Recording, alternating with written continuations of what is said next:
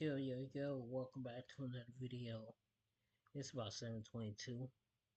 I'm gonna watch wrestling at 8 o'clock. Maybe this offer us something new. Let's see what's going on.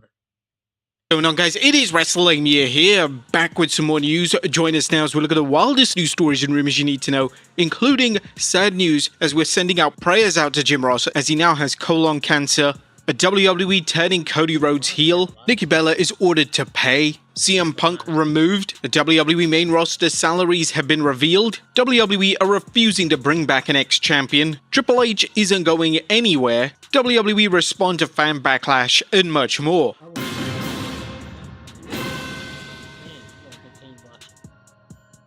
That's just how I feel. Now our first story looks at some upsetting news as JR has colon cancer. Now unfortunately our top story today shares some upsetting news when it comes to the iconic wrestling commentator Jim Ross. Unfortunately JR took to X yesterday to inform fans that he's been diagnosed with colon cancer. Diagnosed this week with colon cancer. Surgery being scheduled in the next week or two. I appreciate your concern and support. Wrestlers past and present were quick to share their best wishes to JR, and AEW leading the charge by posting, "All Elite Wrestling joins fans around the world in sending love and support to Jim Ross as he battles colon cancer. JR is a valued member of the AEW family, and we stand beside him during his journey toward recovery."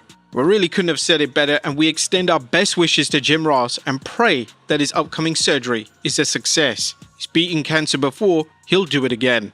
Next up are WWE turning Cody Rhodes heel. Our fans were stunned when The Rock revealed earlier this year that he wanted Cody Rhodes to turn heel. Turning Rhodes heel would have made a lack of sense, and it could have been an extremely risky business move for WWE to make. The Rock is still determined to make this happen, and he even stated that the WWE will revisit the planned storyline down the road. With that being said, The Rock will ultimately face some sort of resentment from those in WWE if he tries to push the angle through. According to Fightful Select, people around Rhodes were against the pitch initially. Rhodes was a face of the WWE before WrestleMania 41, and to give all that up for the sake of shock value would be a baffling call. Additionally, it's also said that WWE have plans for Rhodes as a babyface for the rest of 2024. So there appear to be no plans at this stage to turn the former WWE champion heel. It's expected that Rhodes will be back on WWE television soon, and he's even rumored to be in a featured match at the Money in the Bank event next month. Next up, WWE respond to fan backlash. A Karrion Kross has emerged as a fan favorite in the recent months, and his merch has been selling out on WWE Shop. A lot of fans have taken issue with the fact that WWE haven't been stocking Kross's merchandise at events. In fact, according to Kross, he's met fans before Raw, and they've questioned why he can't purchase his merchandise at the shows. It's a fair question, and Kross decided to approach WWE to see what they could do. Thankfully for Kross and his fans, as of Raw on Monday, WWE will now be officially selling Kross's merchandise in the arena. He announced this great news via video on X. Bringing it to your attention moving forward, from my understanding, starting this Monday night at Raw, my shirts will be available in the arena. So, it feels awesome. I want to say thank you to everybody. You guys actually made that happen completely. I don't think I would have had a case. They're doing all right online. So, they see you and they hear you. And I just think it's important to check in with people sometimes and tell them that. Kross is firmly connecting with the audience, and engaging with his fans in this way is going to go a long way in maintaining his popularity for many years to come. Whilst it's great that WWE are finally stocking his merchandise, it's still disappointing to many that Kross is barely featured on Raw. Since cutting that incredible promo during WrestleMania weekend, Kross has been mainly featured on main events, and this has led to fans as well as former WWE names such as Baron Corbin stating that WWE resent the fact that Kross got over on his own. Next up, CM Punk has been removed. The fans were under the impression that CM Punk would be working Night of Champions next month in Saudi. The belief stemmed from Punk being directly advertised for the event in the official video package for the show, and with Punk saying that he doesn't hate Saudi because he's never been in a recent Instagram live, all signs pointed to Punk actually working the show. However, this doesn't appear to be the case. Yesterday, WWE released a new promo video for the upcoming PLE, and Punk has since been removed entirely. Punk has been replaced in the video by Seth Rollins, and this likely means that Punk won't be working the show in any capacity. Some fans are theorizing that WWE could write Punk off TV at some point, and this would justify in kayfabe why he isn't working the show. Punk is already confirmed to wrestle at Saturday night's main event next weekend, and he's heavily advertised for Money in the Bank. It's possible that he's written off temporarily at Money in the Bank. This would allow Punk to return in time for SummerSlam, hopefully for a big match against John Cena. Next up, WWE main roster salaries have been revealed. It was previously taboo for wrestlers to talk openly in interviews regarding their salaries. However, in the new era of WWE, that has firmly changed. Current Intercontinental Champion Dominic Mysterio discussed his salary during an appearance on Raw Talk, and Mysterio revealed that the main roster stars receive at least 6 figures, and merch sales are a key factor in determining their take-home pay. Main roster, once you're on TV like Raw or SmackDown, you're making good money. Definitely 6 figures around there. Depends on what you're doing. For the year, it depends on what you're doing. When you're first getting signed, if you're doing an NXT deal, that's different. From NXT you move on to the main roster, that's a whole different contract.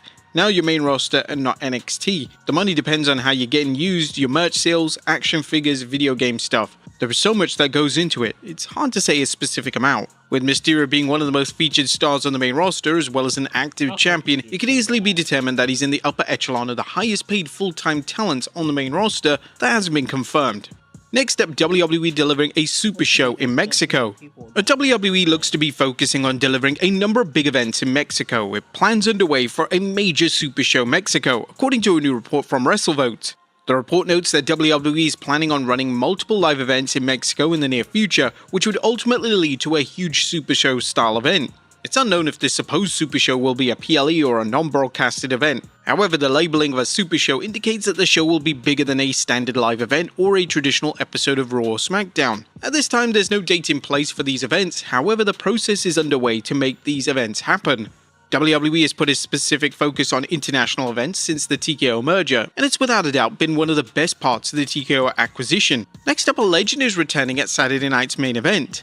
Tatanka is set to appear at next weekend's Saturday Night's main event special. Tatanka announced via social media that he and his sons Jeremiah and Joseph will be in attendance for the show. It's unclear what this appearance will involve, but it's possible that it will be simply an on-camera appearance in the crowd.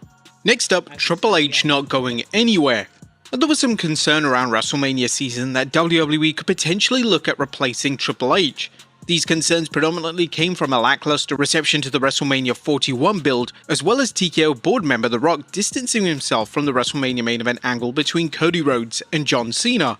Nevertheless, ticket sales and ratings still remain steady for WWE and TKO have finally shared their true feelings towards Triple H's creative. Speaking at the JP Morgan conference, TKO COO Mark Shapiro stated, "There are 2 X factors when you look at WWE. Netflix. This is the greatest marketing platform you could ever ask for. Their pre-roll is one of the strongest tools. If you're clicking on that icon, you're getting a trailer. The other X factor is the creative power we have behind the brand. Paul Levesque lives and breathes. His whole life has been spent in WWE. He's amazing on the creative storylines, and just when you think you know where he's going, he turns left, like the heel John Cena became, and then champion."